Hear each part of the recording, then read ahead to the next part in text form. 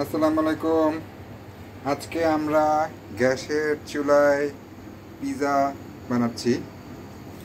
তো এই যে প্যানের উপরে পিৎজা বানাচ্ছি, এটার টোটাল রেসিপিটা আপনাদের সাথে শেয়ার করা হবে।